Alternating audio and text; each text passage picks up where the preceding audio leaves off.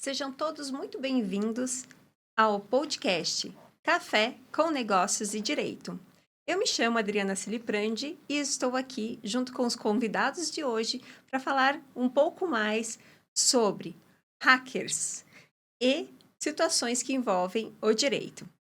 Antes disso, quero chamar vocês para conversar um pouquinho sobre o que é CND. Café com Negócios e Direito, como eu já falei para vocês, que está muito bem exemplificado aqui na nossa logo, que foi feita pela Cami Agência Criativa, que é um dos nossos patrocinadores. A Cami Agência Criativa faz as logos à mão, o que faz com que cada história seja única. Por exemplo, a nossa, a qual eles conseguiram captar muito bem toda a nossa essência, que era o podcast, representado pelo microfone, a xícara de café e os elementos do direito. Então, muito obrigada, Cami Agência Criativa, pelo patrocínio. Bom, vamos lá. Eu gostaria, Alan, por gentileza, que você introduzisse os nossos convidados. Claro que sim. Por favor. Olá, Adriana. Olá, Josanei. Olá, Leonardo. Primeiramente, quero agradecer a vocês pela gentileza de aceitarem o nosso convite para estarem aqui no CNDcast. Eu quero pedir para que vocês, por favor, se apresentem, falem sobre suas atividades. O tema de hoje ele é muito instigante, é muito palpitante. Então, por gentileza, Leonardo, quer começar? Claro, inicialmente agradeço ao convite, Alan, Adriana, da participação desse podcast. José, boa noite. Olá, quem está nos assistindo, né? Nunca sabemos o horário que está ali escutando ou vendo esse podcast. Bom, eu sou o representante da empresa Obsafe Brasil. É uma empresa especializada em atuações e na realização de ataques cibernéticos controlados. Hoje, na apresentação aqui do podcast, é denominado Ethical Hacker, ou seja, uma atuação em uma empresa para identificar falhas e identificar possíveis vulnerabilidades ou brechas de acessos não legítimos a sistemas ou dados. Sendo responsável dela hoje, né, estando aqui representando também junto a vocês. Eu já venho aí de alguns anos de atuação na área, já tenho algumas certificações de alto níveis, um reconhecimento fora do Brasil, né? Hoje a maioria das certificadoras são de fora do Brasil, não temos nenhuma empresa que realmente certifique profissionais dessa área no Brasil ainda. Tem algumas que vêm surgindo, mas o peso mesmo, nós temos aí 2 ou 3 escolas reconhecidas globalmente. Eu, felizmente, tenho o mais alto nível de certificação de todas elas. Já fui instrutor na área de Ethical Hacker também por quase 6 anos, junto ao Dr. Alan, que a gente teve uma obra que foi lançada lá em 2015, voltada ao direito digital, e vem atuando principalmente para o nosso governo. Hoje o foco da Obsafe Brasil é realmente a atuação para o governo federal, para superiores, militares e estaduais, né? Realmente para proteção dos dados de todos nós cidadãos. Temos atuações específicas em empresas privadas, mas hoje o grande foco realmente da Obsafe Brasil é a atuação pro governo. E essa carga a gente vem tentando trazer aqui de uma maneira clara e simples como se prevenir, né? Como se proteger de uma maneira efetiva, com apenas algumas ações, não sermos vítimas de atacantes cibernéticos e realmente criminosos que são o oposto, né, da atuação de profissionais éticos ou ethical hackers. Não tenha dúvida que tem muita gente nos ouvindo, nos assistindo e que tem dúvidas sobre isso. Como é que eu me protejo? Você vai poder ajudar muita gente. Parabéns, Leonardo, pela trajetória, né, pela parceria de sempre, por estar aqui conosco, né, Adriano? E agora, Josanei, por gentileza, se apresente também, fale um pouquinho da sua atuação. Boa noite a todos, né? Doutor Alan, nosso colega convidado, doutora também que preside, né, esse ambiente tão agradável e nos traz aí conhecimento, evolução, né, cultural, empresarial, etc.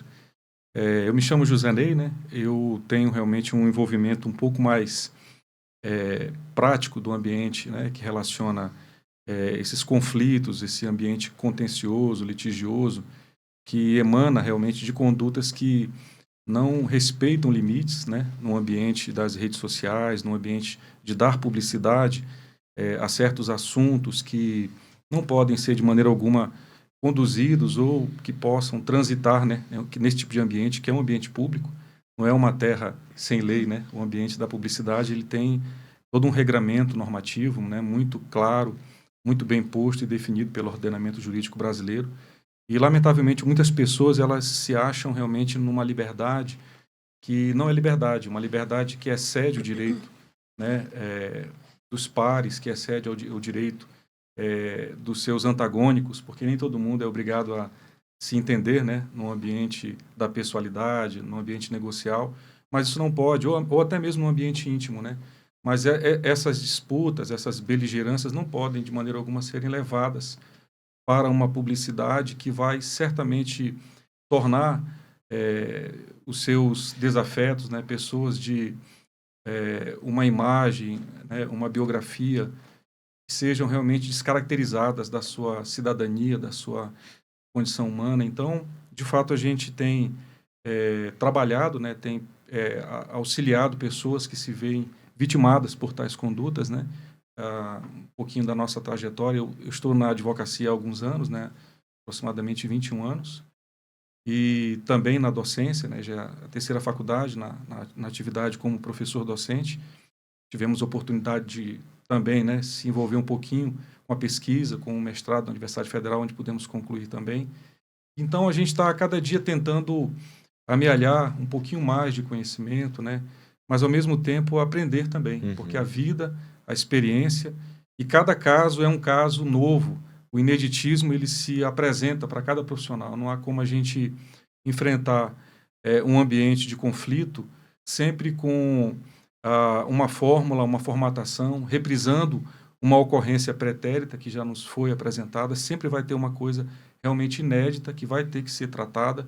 E a lei, ela tem uma interpretação muito interessante, porque em alguns momentos ela é lacônica, mas em alguns momentos ela é impetuosa, ela é imperativa, ela é absoluta. Então, aqueles que labutam, né, na advocacia, principalmente no ambiente que envolve, né, esses delitos digitais, precisa se atualizar, mas, ao mesmo tempo, também ter o cuidado de meditar numa interpretação mais adequada para cada caso que se apresenta, né? Então, concluo aqui a minha. Não, Desculpa, perfeito. né? Vou pegar até aproveitar e pegar esse gancho, né, que o próprio Dr. José Ney deixou, e quero perguntar para vocês dois, né, como é a vida de um hacker ético no dia a dia e como que o direito se apresenta, José Ney? Então, acho que eu vou jogar a primeira pergunta para o Leonardo. Fala um pouco do seu dia a dia, o que você faz, como essa vantagem do hacker ético, né? Porque quando a gente escuta falar em hacker, a primeira coisa que vem na nossa cabeça, me corrija se eu estiver errado, é o cracker, né? Que é o que faz o mal para as pessoas. Perfeito. Né? Então, a gente está usando o hacker ético, né? Como é o dia a dia de um hacker ético, que é bem diferente do cracker, né? A legalidade é diferente. Uhum. O conhecimento e as ações são as mesmas. Tá? Qual é a vida no ethical hacker? É invadir sistemas. Basicamente se resume a isso. Claro, eu posso apontar diversas outras ações que nós tomamos e que nós levamos no nosso dia a dia: criação de cadeia de custódia, registro de logs, comprovação, evidências. Isso tudo faz parte do hacker ético, né? Tudo se trabalha através de um contrato. Um contrato ali muito bem firmado, onde, né, conforme eu comentei, nós atuamos primordialmente com órgãos públicos. Então, nossa ação realizada com excelência nos permite ter acesso a dados da contratante, né, e identificar ali possíveis brechas. Então, esses contratos eles são muito bem firmados, muito bem escritos, e vai da idoneidade de quem teve acesso do ethical hacker, que teve acesso a esses dados. A atuação de vocês vem de licitações. Vem de licitações. Tá? Alguns casos emergenciais, tá? Mas a grande massa de licitações. Isso.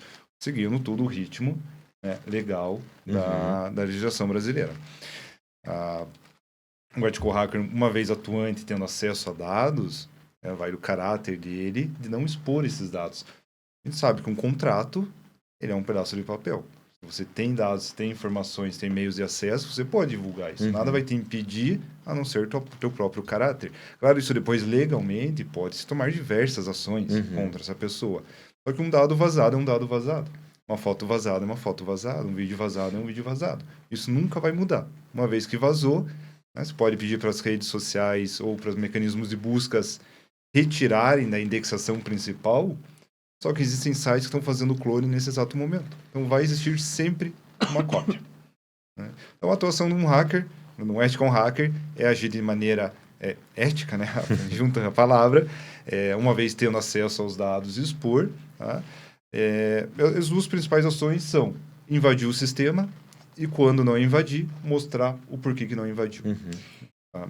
Então, uma maneira mais leiga, você é contratado para ver as fragilidades, no caso para o governo, mas eu vou das empresas, no modo geral. Então, o empresário pode chegar no ethical hacker e falar assim, olha, gostaria que você, com a minha autorização, né, doutor, com um bom contrato, vai lá e hackeia a minha empresa para ver quais são as fragilidades. Isso, colocando de uma maneira, vamos colocar mais prática, Isso. O que é o hackear? Vamos pegar uma casa. Quais são os meios de acessar uma casa? Então, o dono dessa residência vai contratar um ethical hacker, um ladrão ético, digamos assim, para tentar acessar essa casa. Então, ele vai ter ali o primeiro acesso ao muro, se tiver muro, ao portão, se o portão tiver cadeado, se tiver algum cachorro, se tiver algum sistema de alarme, de monitoramento, guarda, enfim. Então, a pessoa contratada ela vai verificar todos essas camadas de proteção que existem e tentar passar por elas para chegar dentro da residência. De uma maneira que não alerte ninguém, que não dispare nenhum alarme. Tá? De uma maneira um pouco mais visual e prática, né? Hoje todos nós moramos numa residência, então, é uma forma que se atua o ethical hacker. Quando a gente fala em sistemas, né, a gente fala... vamos poder pegar um outro exemplo, um celular, né, um smartphone, como nós podemos acessar um smartphone. Hoje em dia a gente sabe que muitos smartphones têm a impressão digital, tem a senha, tem o padrão, que é o desenho, ou tem o reconhecimento facial. Então a gente pega um celular e de algum meio consegue apontar ele para o rosto de uma pessoa que vai desbloquear, a gente vai ter o desbloqueio total desse celular, de uma maneira simples assim. Então isso seria uma fragilidade que eu poderia colocar, como utilizar o reconhecimento facial do smartphone para desbloqueio. Você só identifica essa fragilidade ou você também ajuda a corrigir essa fragilidade? Hoje nós somos ofensivos. Nós focamos em uma única área e nos especializamos nela. Tá? Nós damos direcionamentos para correção, mas nós não efetivamente corrigimos. Entendi. Nós podemos apontar que diminuir a distância entre o smartphone e o rosto para prevenir esse tipo de desbloqueio são dicas de prevenção. Só que nós não efetivamente vamos programar ou configurar o smartphone para corrigir esta vulnerabilidade. Então pode ser uma simples vulnerabilidade, como eu comentei, pegar o smartphone, apontar para o rosto da pessoa que cadastrou o seu bloqueio e desbloquear. Como também mais avançado, onde vem muitos em filmes, aquela tela preta, um monitor, um teclado e uma tela preta. Isso é realidade, né? O nosso trabalho diariamente. E através dali, a gente descobrir comandos que gerem anomalias no dispositivo e através dessas anomalias nós conseguimos entrar no dispositivo de forma imperceptível. Né? De forma que ali nós vamos ter acesso ao dispositivo e aos dados também. Então, essa é a nossa via de função. Então, essa é a questão ética, né? Fui contratado para isso via ofensiva. Mas se esse contrato não existir, né, doutor Josenei, adentrei a casa, e no caso, o sistema, é um crime? Sim. Exatamente. Há uma disposição muito bem acomodada, definida, né? Nós temos ali a própria legislação hoje, o Marco Civil da Internet, que trata, né, acerca desse cenário todo, né, que prestigia, se propõe a prestigiar essa segurança que envolve o ambiente eletrônico, cibernético, etc. Então, de fato, existem sanções muito bem estabelecidas pela lei, né? Nós temos, por exemplo, também a Lei 12.737 a 12.700